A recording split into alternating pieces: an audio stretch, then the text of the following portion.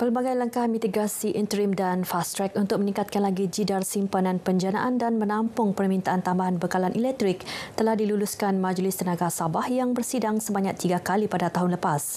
Ketua Menteri Datuk Seri Panglima Haji Jinor berkata, menerusi langkah itu, kadar jidar simpanan elektrik Sabah dijangka dapat ditingkatkan kepada 20% menjelang Julai ini. Purata jidar simpanan bekalan elektrik Sabah ketika ini pada 12.4%. Datuk Haji Ji menggulung perbahasan usul ucapan terima kasih atas ucapan dasar kerajaan oleh Yang di-Pertuan Negeri Tun Musa Aman di persidangan DUN Kota Kinabalu. Dalam pada itu, Datuk Haji Ji berkata kerajaan negeri telah mewartakan lebih 2 juta hektar kawasan hutan sebagai kawasan dilindungi sepenuhnya TPA yang bersamaan dengan 27.15% keluasan negeri ini. Pada prinsipnya, luasan yang layak untuk tujuan kredit karbon adalah tertakluk kepada metodologi penilaian pasaran dan bergantung kepada elemen nilai tambah bagi projek karbon yang bakal dibangunkan. Beliau berkata untuk membenarkan perdagangan kredit karbon berasaskan hutan, ia perlu mematuhi proses penilaian dan verifikasi yang diiktiraf oleh piawaian pasaran kredit karbon. Sebanyak 100 unit mesin hemodialisis baru akan diagihkan ke 25 buah hospital dan klinik kerajaan menerusi Kesihatan Sabah Maju Jaya SMJ.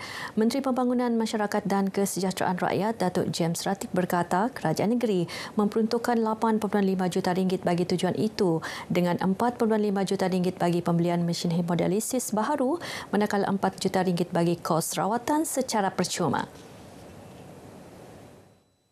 Skim bantuan itu merupakan inisiatif kerajaan negeri meringankan beban pesakit buah pinggang tahap akhir terutamanya daripada golongan berpendapatan rendah.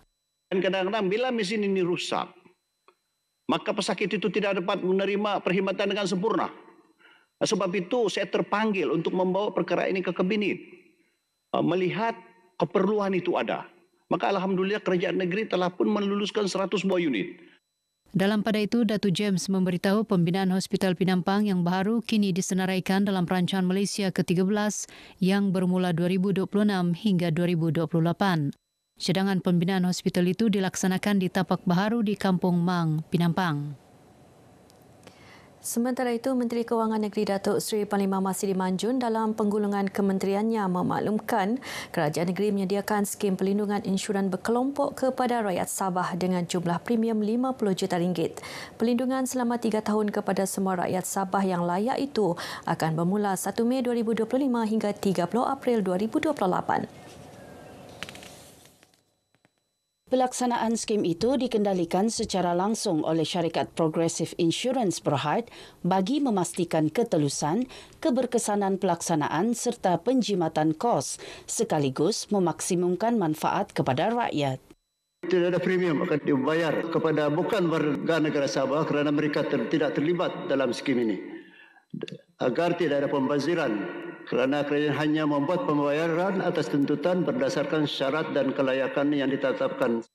Penjelasan terperinci mengenai syarat-syarat dan kelayakan skim insurans berkenaan akan diadakan melalui program kesedaran, hebahan dan jelajah penerangan. DUN Sabah juga dimaklumkan bahawa pelbagai inisiatif jangka pendek dan jangka panjang dilaksanakan dalam usaha menambah baik sistem bekalan air negeri. Antaranya pembinaan loji rawatan air di Kundasang, Sempurna, Lahad Datu, Kota Kinabalu, Papar, Putatan, Tawau dan Beaufort dengan kapasiti keseluruhan 630 juta air sehari selain empangan air berkapasiti 30 juta meter padu di Tawau. Menteri Kerja Raya Datuk Syahelmi Yahya berkata, sehingga kini 7 kontrak melibatkan 50 buah loji rawatan air sedang dilaksana di seluruh negeri.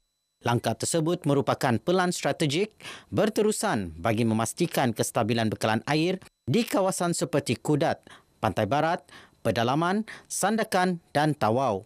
Sementara itu, Menteri Kerajaan Tempatan dan Perumahan Datuk Seri Panglima Dr. Joakim Gunsalam dalam penggulungan kementeriannya memberitahu kerajaan negeri telah menetapkan pengekalan kawasan zon konservasi padi di 49 pelan tempatan dan 25 pelan daerah. Langkah itu bagi memastikan kesinambungan jaminan sekuriti makanan yang dilaksana kementerian berkenaan melalui Majlis Perancang Negeri.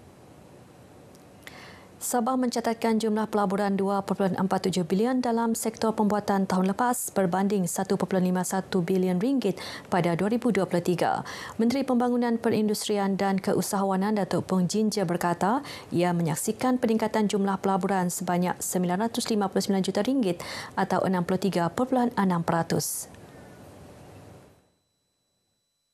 Meskipun berhadapan cabaran ekonomi, Dato' Pung optimis Sabah akan mencatat kemasukan pelaburan lebih tinggi.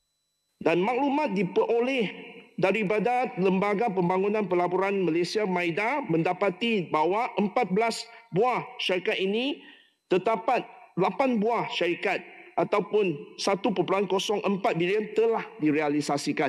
Yang baki itu kita sedang bantu realisasikan ataupun menyelarasan dari segi DP dan BP dan sebagainya. Dato' Pung berkata kementeriannya juga dalam usaha membangunkan industri hiliran kelapa darah selain menerokai industri berasaskan kelapa sawit untuk dijadikan sebagai bahan api dalam sektor penerbangan. Keselamatan dan kesejahteraan pelancong kekal menjadi keutamaan Kementerian Pelancongan, Kebudayaan dan Alam Sekitar KEPKAS. Demikian ditegaskan Pembantu Menteri KEPKAS Datuk Johnston Bangkwai ketika membuat penggulungan bagi pihak kementerian berkenaan. Antara usaha yang diambil termasuk menganjurkan kursus tindak balas pertama yang dilaksana dengan kerjasama Suruhanjaya Tinggi British di Semporna baru-baru ini. Pada April 2025, satu kursus latihan telah dilaksanakan bagi mentauliahkan 12 juru pandu bagi aktiviti stand-up paddle yang semakin popular terutamanya di pantai Tanjung Aru. Langkah ini bertujuan memastikan setiap pengusaha aktiviti mematuhi piawaian keselamatan yang ditetapkan. Jelas Datuk Johnston turut digubal beberapa prosedur operasi standard SOP untuk aktiviti pelancongan berisiko seperti scuba diving, sea walking, parasailing dan snorkeling serta whitewater rafting. Tahun ini Sabah menyasarkan 3.5 juta ketibaan pelancong berikutan kejayaan tahun lalu. Perkembangan banjir di Beaufort, jumlah penduduk terjejas banjir berlindung di Pusat Pemindahan Kekal PPK Selagor Beaufort mencatatkan sedikit peningkatan setakat 8 malam tadi. Berdasarkan Sekretariat Jawatan Kuasa Pengurusan Bencana Negeri JPBN, 155 penduduk daripada 54 keluarga masih berlindung di PPK Selagor. Sementara itu di Semporna, 79 penduduk kehilangan tempat tinggal apabila 6 rumah atas air terbakar dalam kejadian di Kampung Balimbang Berjasa Pulau Bombom pagi semalam. Kesemua mangsa ditempatkan di Pusat Pemindahan Sementara PPS Dewan Balimbang Pulau Bombom. Di Tuaran, 9 buah rumah musnah dalam satu kebakaran di Kampung Tembilok Mengkabung awal pagi semalam. Seramai 39 orang mangsa kebakaran kini ditempatkan di PPS Dewan Kampung Tembilok Mengkabung. Pasukan bola sepak All KK Junior akan mewakili Sabah ke pertandingan bola sepak kategori Junior Bali 7 Indonesia Jumaat ini. Kejohanan tersebut disertai 32 pasukan dari seluruh dunia. Ketua Jurulatihnya Herman Abdul Latif berkata pasukannya menyertai kejohanan itu bagi memberi pendedahan kepada para pemain bermain di peringkat tinggi. Kita mau bagi rasa player, budak-budak yang kita ada, rasa international gitu, selera international. So kami pilih tahun ni Bali. Sebelum ini All KK Junior pernah muncul naib juara di peringkat kebangsaan dan di Filipina. Sementara itu Ahli Majlis Tertinggi SAFA Muhammad Aziz Afizi Rumsani memuji penyertaan pasukan ini di pentas antarabangsa di bawah umur 12 tahun. Demi pembangunan bola sepak di peringkat akar umbi, kita mengalu-alukanlah untuk melakukan pembangunan ataupun program di peringkat akar umbi ini secara terus konsisten. Beliau ditemui pemberita selepas sesi latihan pasukan itu dan penyerahan bendera dan jersey pasukan All KK Junior ke Bali 7. Paparan itu mengakhiri berita pagi Sabah kali ini. Menyusul selepas ini berita pagi Sarawak bersama-sama Lydia Yusrina di Kuching. Dari sungai hingga segara, Palestin pasti merdeka.